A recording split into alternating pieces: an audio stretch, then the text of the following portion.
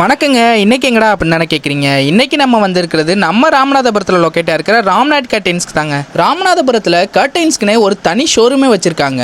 இவங்களோட கலெக்ஷன்ஸ் எல்லாம் சூப்பராகவே இருந்துச்சு. ரெடிமேட் கலெக்ஷன் மட்டும் கிட்டத்தட்ட 100+ வச்சிருக்காங்க. வெறும் 250 ருபீஸ்லேருந்தே கர்டைன்ஸ் எல்லாம் ஸ்டார்ட் ஆகுது.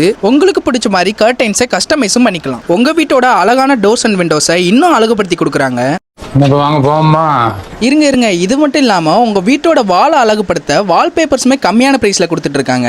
இவங்களோட வால்பேப்பர்ஸ் எல்லாமே ஜெர்மன் அண்ட் கொரியன் மேடம்.